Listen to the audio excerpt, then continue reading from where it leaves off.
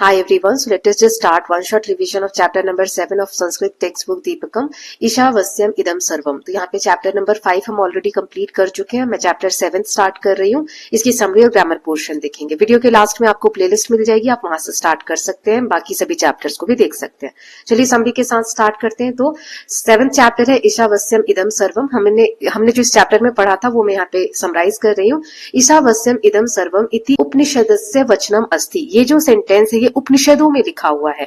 अस्य अर्थ, इसका अर्थ क्या है ईशावास्यम इदम सर्वम का, कि ईश्वर सर्वम जगत व्याप्त अस्ति, कि ईश्वर पूरे संसार में हर जगह पर है। अध्यापिका बालान पृच्छति ईश्वर कुत्र अस्ति। तो हमने देखा था कि टीचर अपने बच्चों से पूछती है कि ईश्वर कहाँ होते हैं, तो बाला वदंती, बच्चे क्या कहते हैं, देवालय अस्ति, कि मंदिरों में होते हैं। अध्यापिका अवदत ईश्वर केवलम देवालय न अपितु सर्वत्र अस्ति। तो टीचर कहती हैं कि ईश्वर जो है सिर्फ मंदिरों में नहीं होते, देवालय यानी मंदिरों में नहीं होते, बल्कि हर जगह पर होते हैं। प्रहलाद असुर राजस्य पुत्र आसीत। प्रहलाद जो होता है वो एक असुर राजा का पुत्र होता है। स हरि भक्तो लीना, वह हरि की भक्ति में मतलब विष्णु भगवान की भक्ति में लीन होता है। हिरण्यकशिपु अहंकारेण वदति अहम अमरः अहम सर्वशक्तिमाना। हिरण्यकश्यप जो प्रहलाद के पिता हैं वे अहंकार में कहते हैं कि मैं अमर हूं और मैं सबसे ज्यादा शक्तिमान हूं। राजा पुत्र से भक्ति न सहते तम मारेतुम अनेकान उपायान करोति। अब जो राजा होता है अपने पुत्र की भक्ति को सहन नहीं कर पाता और उसे मारने के बहुत सारे उपाय करता है, प्रयास करता है। देन होलिका अग्निदाहे न दहेते इति वरम प्राप्तवती। हमने देखा था चैप्टर में कि होलिका के थ्रू से अग्नि में जलाने की कोशिश करते हैं, क्योंकि होलिका को ऐसा वर मिला होता है कि वो अग्नि में नहीं जलेगी। सा प्रहलादम अग्नौ उपविश्यम मारेतुम प्रयत्ते। तो फिर वो क्या करती है, वे प्रहलाद को आग में लेकर बैठ जाती है और उसे मारने का प्रयास करती है। प्रहलादा हरि स्मरणम ओम नमो नारायण इति जपति। प्रहलाद क्या करते हैं, वो हरि मतलब विष्णु भगवान को याद करते हुए ओम नमो नारायण का जाप करने लगते हैं। नारायण कृपया प्रहलाद रक्षिता अभवत। भगवान की कृपा से प्रहलाद बच जाते हैं, किंतु होलिका एव दग्धा, लेकिन होलिका स्वयं जल जाती है। हिरण्यकशिपु पुनः क्रोधेन पृच्छति। फिर हिरण्यकशिप गुस्से में पूछते हैं, हरि स्तंभे अपि अस्ति किम, क्या हरि हर जगह है, हर जगह तुम बोलते हो तो क्या इस खंभे में है।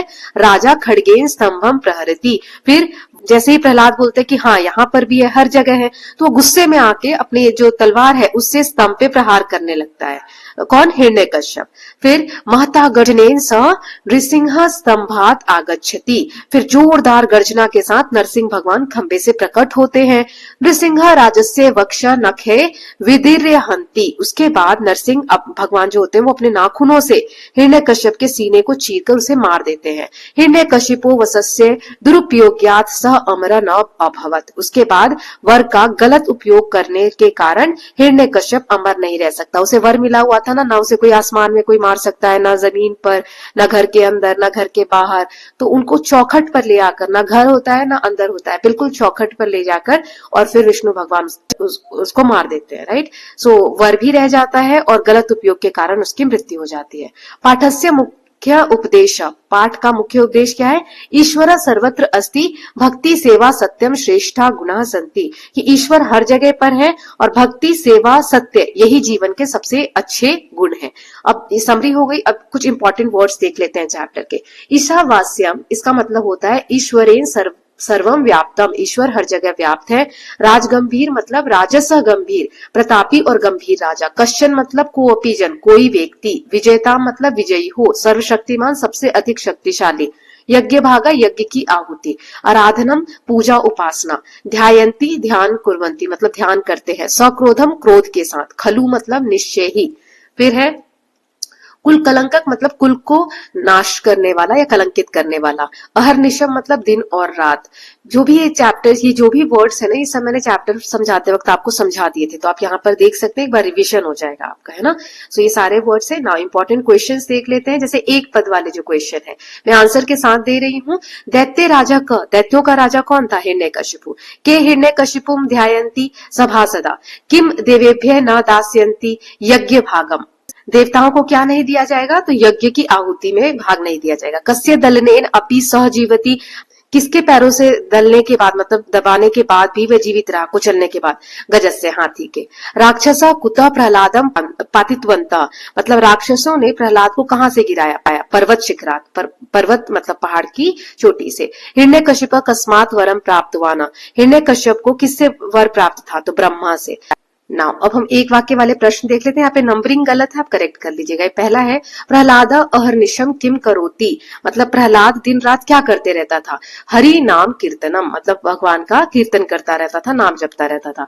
प्रहलादम कथम समुद्रे क्षिप्तवंता, प्रहलाद को समुद्र में कैसे फेंका गया? सो हमने देखा था रज्वा बद्धवा, मतलब रस्सी से बांध कर फेंका गया। देन नेक्स्ट इज नरसिंह कथम बहिर आगच्छति, नरसिंह खंबे से कैसे बाहर आए? हिरण्यकशिपु खड़गेन स्तंभ प्रहरती, उसने खड़ग से मतलब तलवार से प्रहार किया। तदा महता गर्जने नरसिंह स्तंभात बहिर आगच्छि, फिर बहुत गर्जना हुई, उसके साथ नरसिंह भगवान जो है बाहर आए। हिरण्यकशिपु केन स्तंभन भक्ष्यामि इति वदति, हिरण्यकश्यप ने खंबा तोड़ने के लिए क्या कहा? हिरण्यकशिपु अनेन खड़गेन स्तंभम क्षामी इति वदति, जब हिरण्यकश्यप ने तलवार से खंबे पर वार किया तब कश्यप ने कहा था कि मैं इसी तलवार से खंबे को तोड़ दूंगा। देन नेक्स्ट इज होलिका अग्नो उपविश्य किमर्थम प्रयतते स्म, होलिका आग में बैठकर क्या करने की कोशिश कर रही थी? होलिका अग्नि दाहे न दहयते इति वरम प्राप्ता अतः सा प्रहलादम मारितुम अग्नो उपविश्य प्रयतते स्म, मतलब होलिका को ये वरदान प्राप्त था कि वो आग में नहीं जलेगी, इसलिए प्रहलाद को आग में बैठाकर मारने की कोशिश कर रही थी। देन नेक्स्ट क्वेश्चन इज अग्नि होलिकाम किमर्थम दहति, मतलब होलिका को तो वर प्राप्त था, फिर भी वो अग्नि में क्यों जल गई? तो ब्रह्मवरस्य दुरुपयोग कारणात अग्नि होलिकाम दहती सम, क्योंकि उसने ब्रह्मा जी का जो वरदान था उसको गलत उपयोग किया, इसलिए वह अग्नि में जल गई। प्रहलादा कथम रक्षिता अभवत, सो नारायण कृपया प्रहलादा रक्षिता अभवत, नारायण कृपा से प्रहलाद जो है उसकी रक्षा हुई और वो उन्हें कुछ भी नहीं हुआ। पाठेन किम शिक्षणम प्राप्यते, मतलब पाठ से हमें क्या शिक्षा मिलती है? पाठेन ईश्वर सर्वत्र अस्ति सेवा भक्ति सत्यम च जीवनस्य श्रेष्ठ धर्मम इति शिक्षणम प्राप्यते, हमें इस पाठ से शिक्षा मिलती है कि ईश्वर हर जगह है, सेवा और भक्ति और सत्य जीवन के सबसे श्रेष्ठ गुण और धर्म है।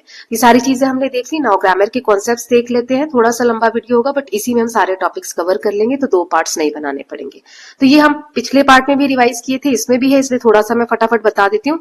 धातु क्या होता है? जो भी वर्ड ऐसे होते हैं जो हमें किसी काम के होने का पता चल रहा है। एक्शन वर्ड्स जो होते हैं जैसे पठ यानी पढ़ना, गम यानी जाना, लिख यानी लिखना, क्रीड यानी खेलना, खाद्य यानी खाना। धातु से ही हम संस्कृत के वाक्य बनाते हैं। फिर हमने तृतीया विभक्ति के बारे में पढ़ा था, जब हम किसी चीज से कोई काम करते हैं तो किस चीज से कर रहे हैं वो बताने के लिए तृतीया विभक्ति लगाते हैं। जैसे किससे, किसके द्वारा, ये आंसर आपको मिलेगा। लिखने या लिखती, तो किससे लिख रहे? पेन से लिखता है या लिखती है। चशकेन क्षीरम पीबती, मतलब गिलास, चशकेन मतलब जो पात्र है उसके बारे में कहा जा रहा है। खड़गेन स्तंभयति, मतलब खड़गेन यानी तलवार से खंबे को तोड़ता है। किससे, से वाला जब वर्ड आता है ना किससे, तो फिर हम तृतीया विभक्ति लगाते हैं। फिर हमने स्म देखा था, कब जोड़ते हैं?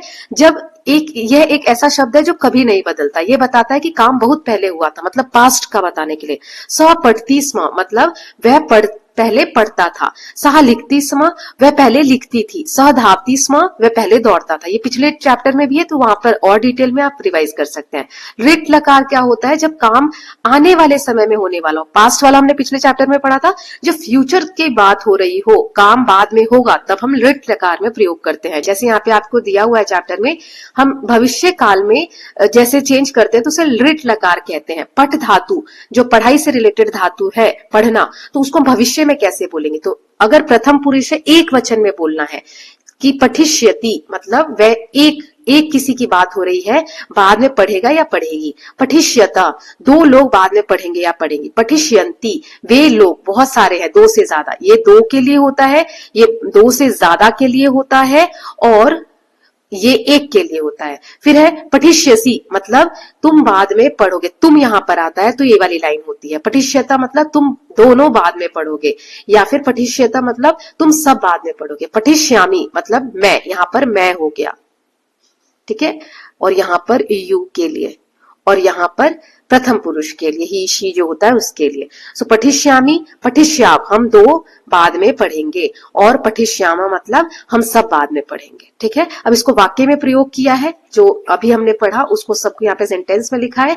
पठिष्यति बालका पाठम पठिष्यति, पठिष्यता बालको पाठम पठिष्यत, पठिष्यन्ति बालका पाठम पठिष्यन्ति। फिर है पठिष्यसि, त्वम पाठम पठिष्यसि, मतलब तुम पाठ पढ़ोगे। फिर युवाम, युवाम मतलब तुम दोनों, युवाम पाठम पठिष्यत, तुम दोनों पाठ पढ़ोगे। यूयम पाठम पठिष्य, पढ़ेंगे, तुम सब पाठ पढ़ोगे। अहम पाठम पठिष्यामि, मैं पाठ पढ़ूंगा। आवाम पाठम पठिष्यावः, हम दोनों पाठ पढ़ेंगे। वयम पाठम पठिष्यामः, हम सब पाठ पढ़ेंगे। देन नेक्स्ट यहाँ पर तृतीया विभक्ति मैंने जो अभी बताया कि किसी के द्वारा, तो लेखने मतलब पेन से, पात्रेन यानी बर्तन से, चशकेन मतलब कप या ग्लास से, खड़गेन यानी तलवार से वर्ड लगाना है ना, दया मतलब दया से। देन नेक्स्ट यहाँ पे दिया हुआ है, ये कुछ क्वेश्चन है, इनके तृतीया विभक्ति वाले रूप लिखने हैं। तो खड़ग यानी खड़ग, तलवार से, तो क्या हो जाएगा खड़गेन। पददलन, ये मात्रा नहीं आएगी, यहाँ पे हो जाएगा पददलेन, मतलब प्रहलादा गजस से, हाथी के पैरों से, है ना, पैरों से के लिए ये वर्ड आ जाएगा। नारायण, नारायणीन। फिर निज नख है, और शिक्षिका, शिक्षिकाया। तो से के द्वारा लगाने के लिए, तृतीया विभक्ति लगाने के लिए हम ने, या, जैसे यहाँ पे या लगा है, फिर या फिर दो मात्रा, ऐसे नख है, या फिर एक मात्रा, और जैसे ये लगा है नेन, है ना, तो एक मात्रा और वो वर्ड आ जाता है न। ठीक, जैसे यहाँ पर भी खड़गेन में एक मात्रा और न, यहाँ पे ग तक था एक मात्रा और न। नेक्स्ट हमें दिया हुआ है उदाहरण अनुसार, यहाँ पे तृतीया विभक्ति क्या होती है, जैसे रामेण, रामाभ्याम, रामय, यहाँ पर ये एक वचन है, यहाँ ये द्विवचन है, और यहाँ बहुवचन है ना, तो इस हिसाब से चेंज किया। रामेण, रामाभ्याम, रामे, चमसेन, चमसाभ्याम, चमसे, आचार्येण, आचाराभ्याम, आचार्य, ऐसे हमें चेंज करना था। फिर आसनम, आसनय, आसनदय। देखो आपको एक ये दे देंगे एग्जाम में और बोलेंगे इसकी तृतीया विभक्ति कंप्लीट करो, तो आपको याद होना चाहिए, चमसेन का चमसाभ्याम, चमसे। फिर बालिकिया, बालिकिया, बालिक्याभ्याम, बालिका। फिर पेटिक्या, पेटिक्याभ्याम, पेटिका भी। मित्रेण, मित्राभ्याम, मित्रय। वस्त्रम, वस्त्रय, वस्त्रय। इसके साथ हमने सभी टॉपिक्स इस चैप्टर के रिवाइज कर लिए हैं। यहाँ पर आप देख सकते हो चैप्टर 5 और 7 हमारा कंप्लीट हो गया है। नेक्स्ट में चैप्टर नंबर 8 करूंगी, और कोई चैप्टर पहले चाहिए तो वो मुझे बता दीजिएगा। और प्लेलिस्ट यहाँ पर आप देख सकते हैं, इस पर क्लिक करके सभी चैप्टर्स देख सकते हैं। और जो व्हाट्सएप चैनल है वहां पर मैं प्रैक्टिस शीट अपलोड कर रही हूँ, 5th चैप्टर का ऑलरेडी हो चुका है। बाकी चैप्टर्स के आपको चाहिए तो आप वहां पर मुझसे कनेक्ट कर सकते हो। Okay, so will meet very soon with the next chapter. Till then please take care of yourself, keep learning, keep revising, and don't forget to subscribe the channel for more such videos. Thank you so much.